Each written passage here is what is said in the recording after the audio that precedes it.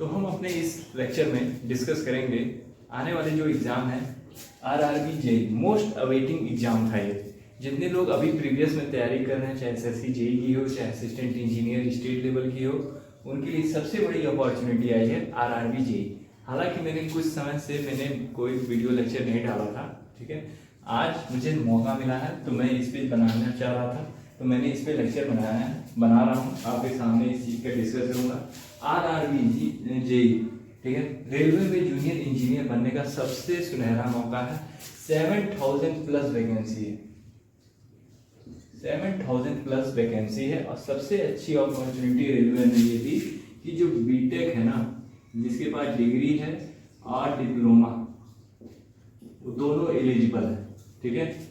Mechanical में सबसे अच्छी वैकेंसी इस बार आई है, ठीक है। आती नहीं है मैकेनिकल में वैकेंसी, मगर जो आई है ना ताबड़तोड़ आई है। ताबड़तोड़ तरीके से तैयारी करनी पड़ेगी, ताबड़तोड़ तरीके से हर सब्जेक्ट के बारे में हमें डिस्कस करना पड़ेगा, तब जाके कहीं ना कहीं हमारा सिलेक्शन होगा।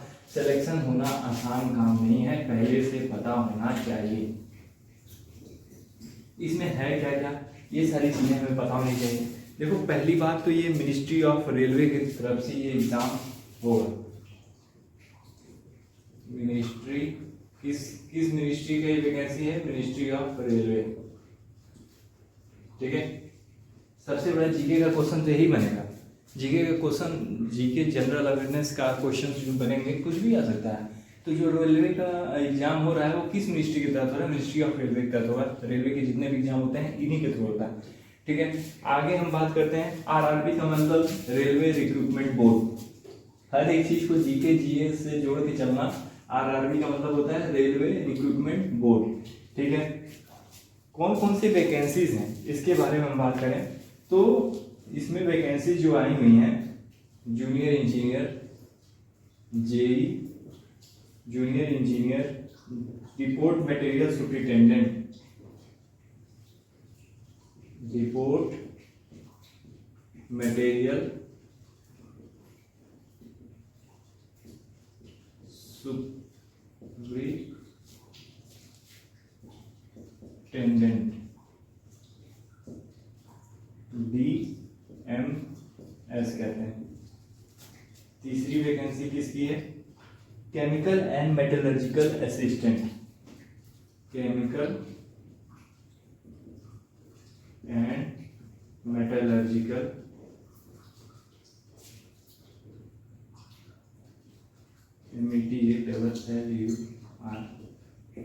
मेटलर्जिकल असिस्टेंट, इसको कहते हैं शॉर्ट फॉर्म में CMA।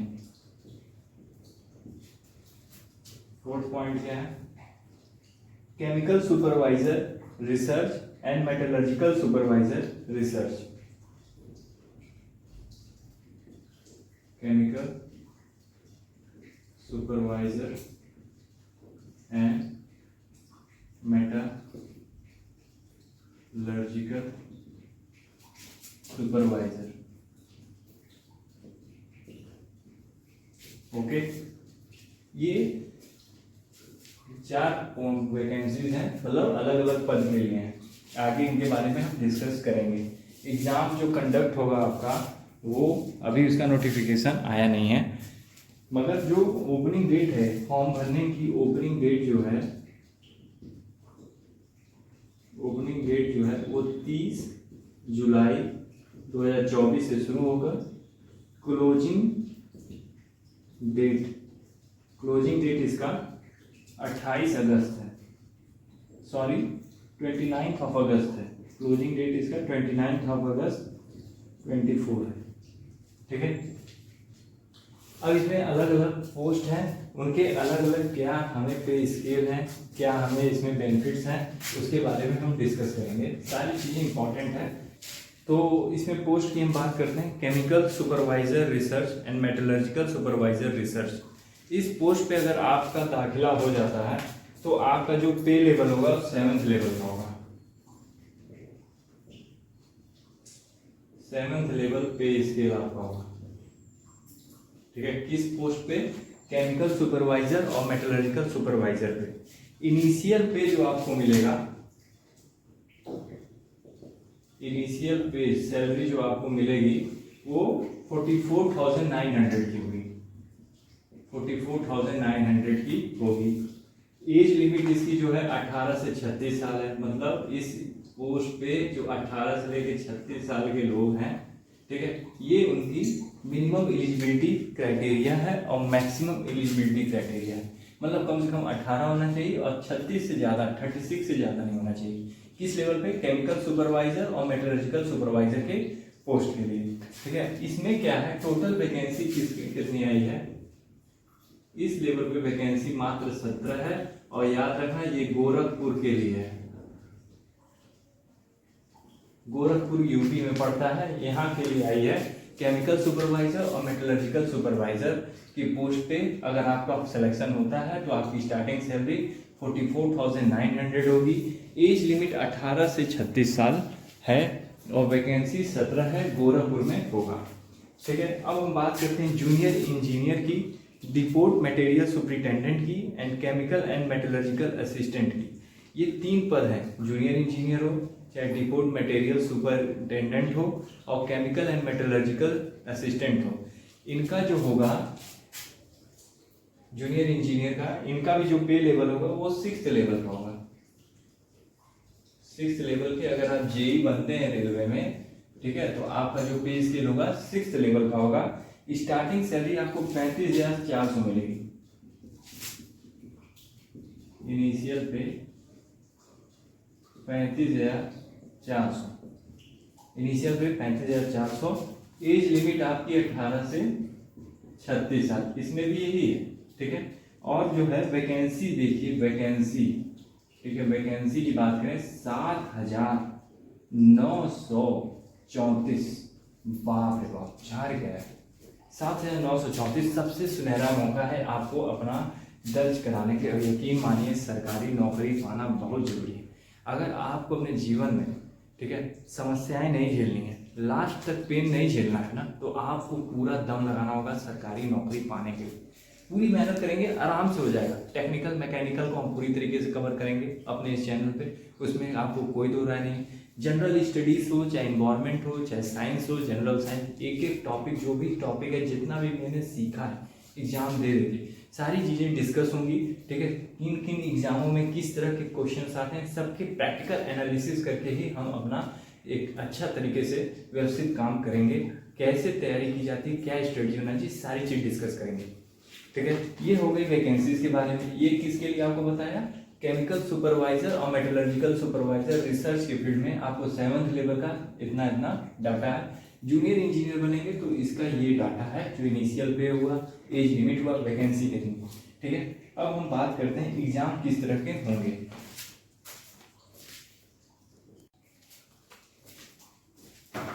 तो हम बात करेंगे कि एग्जाम कैसे होगा। देखो एग्जाम के पैटर्न जो होंगे वो सीबीटी बेस्ड होंगे, कंप्यूटर बेस्ड टेस्ट होगा, ठीक है। पहला पेपर होगा, ठीक है, फिर दूसरा होगा, फिर उसके बाद से आपका डाटा वेरिफिकेशन होगा, डीबी होगा और फिर मेडिकल। इतनी स्टेज से आप गुजर के आपका सिलेक्शन होगा। जो पहला एग्जाम होगा वो स्क्रीनिंग होगा सिर्फ, ठीक, याद रखना, स्कोरिंग नहीं होगा, सिर्फ स्क्रीनिंग। उसमें से सेलेक्ट करके दूसरे में आएंगे, दूसरा एग्जाम जब देंगे उसमें जो सेलेक्ट होंगे उनका डाटा वेरिफिकेशन, फिर मेडिकल टेस्ट, फिर सिलेक्शन। तो पहला जो सीबीटी होगा वो स्क्रीनिंग होगा, SCREENING,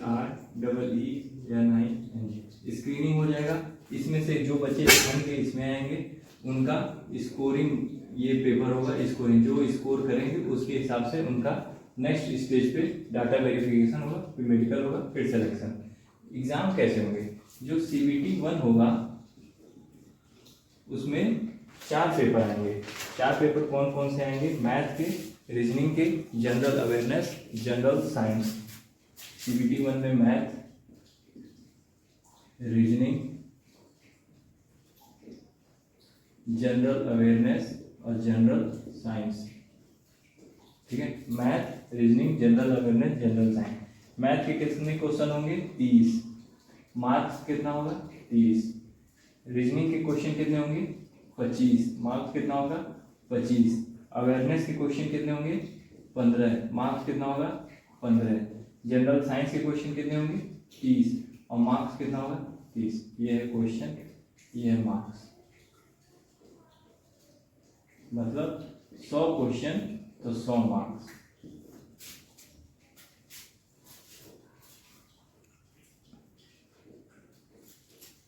उसी तरह CBT 2 का एग्जाम होगा।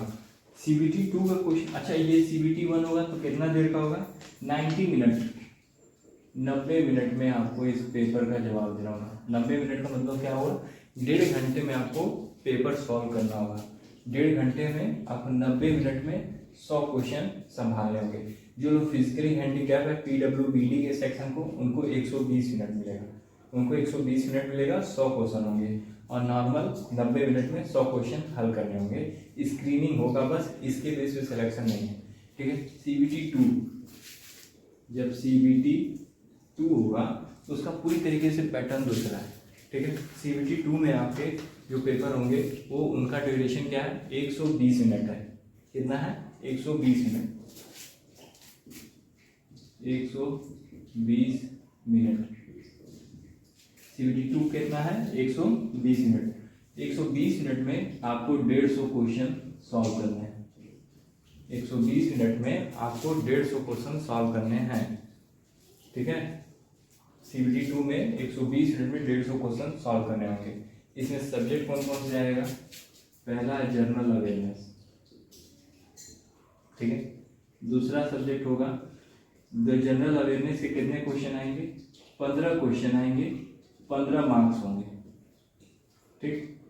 फिजिक्स और केमिस्ट्री, जनरल साइंस में स्पेसिफिकली लिखा हुआ है फिजिक्स और केमिस्ट्री के क्वेश्चंस आएंगे, और वो भी 10th लेवल के, 10th क्लास 10th स्टैंडर्ड तक के जो फिजिक्स केमिस्ट्री क्वेश्चंस बनेंगे। कितने क्वेश्चंस इसके आएंगे 15 क्वेश्चन इसके आएंगे, मार्किंग होगी 15 की, ठीक है।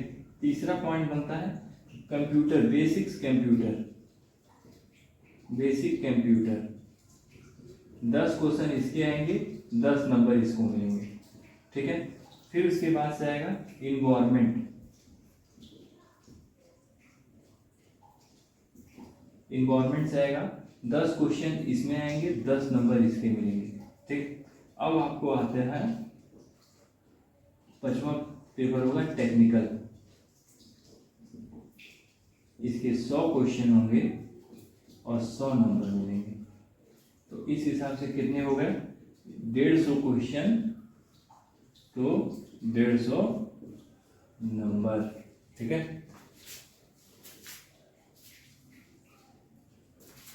150 क्वेश्चन होंगे, 150 नंबर होंगे। CBT 2 में 120 मिनट मिलेगा, मतलब 2 घंटों में आपको 150 क्वेश्चन करना होगा, और इसके बेस पे आपका स्कोरिंग होगा, जो स्कोर होगा उसका इवेल्युएशन होगा। CBT 1 सिर्फ और सिर्फ स्क्रीनिंग है, इससे आपके सिलेक्शन से कोई मतलब नहीं। आप जब CBT 2 में जाएंगे तो आपका यहाँ पे इवेल्युएशन होगा। इसके बाद आप जब सेलेक्ट होते हैं तो आपका डाटा वेरिफिकेशन होगा, डॉक्यूमेंट वेरिफिकेशन। फिर डॉक्यूमेंट वेरिफिकेशन आपका सब सही है तो मेडिकल होगा, मेडिकल में फिर आप सही होते हैं तो सिलेक्शन हो जाएगा। फीस उसकी क्या बात करते हैं, तो इस एग्जाम में जो general OBC all category except SC ST को छोड़ के आपकी जो फीस है वो 500 रुपया है। मगर जब आप एग्जाम दे लोगे तो आपको 400 रुपया रिफंडेबल हो जाएगा। और जो जनरल OBC EWS और SC ST के लिए क्या है, उनका जो एग्जाम फीस है 250 रुपया है, और रिफंडेबल अमाउंट भी 250 ही रुपया है, ठीक है। मैं इतना बात बता दिया। यही जनरल चीज़ आपको एग्जाम के बारे में जानने की जरूरत है, इससे अधिक कुछ नहीं। आप कुछ भी एग्जाम के अंदर लेके नहीं जा सकते हैं, ये अनाउंसमेंट वहाँ भी होगा, ठीक है। आपको सिर्फ और सिर्फ अपना दिमाग को तैयार करके जाना है, पेपर तैयार करके जाना है। और CBT 2 में जब आप टेक्निकल के क्वेश्चंस आपके सामने आएंगे तो हो सकता है हाईली कंसेप्चुअल भी है, आप LC मिलेगा स्क्रीन पे, कंप्यूटर के लैपटॉप जो भी है उस पर आपको ये कैलकुलेटर मिलेगा, जिसको आपको कैलकुलेट करके आंसर निकालना है। सबसे अच्छी वैकेंसी है, डिप्लोमा वाले हों चाहे वो डिग्री होल्डर्स हों, उनको एक सुनहरा मौका है RRB JEE में सिलेक्शन लेने का, रेलवे में जूनियर इंजीनियर बनने का। और यकीन मानो गवर्नमेंट नौकरी निकालो, प्राइवेट में कुछ नहीं रखा है, प्राइवेट में सिर्फ और सिर्फ तुम्हें चूज कर रख दिया जाएगा, मिलेगा कुछ नहीं तुम्हें। मेडिकल से लेके डॉक्यूमेंट से लेके CBT 2 तक सब कुछ सब अपना पक्का रखना है। मिलते हैं। हम क्या कवर करेंगे, हम टेक्निकल करेंगे, ओनली मैकेनिकल।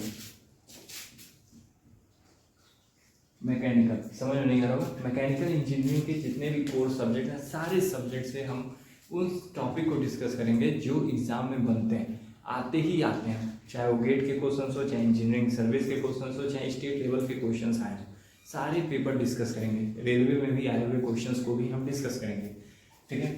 उसके बाद हम general awareness, math, reasoning, environment, ये सारे चैप्टर जो हैं इम्पॉर्टेंटली फोकस कंप्लीट करेंगे। एग्ज़ाम से पहले हम लोग कवर करने की पूरी कोशिश करेंगे, ठीक है। ज़्यादा वीडियो हम लंबा नहीं करते हैं, ठीक है। आगे मिलते हैं, देखते हैं क्या होता है। लगिए, स्टार्ट होइए, ठीक है। सिलेक्शन लेना है तो मेहनत करनी पड़ेगी, अपने आप को पूरी तरीके से तपाना होगा कि हमारा सिलेक्शन हो, ठीक है।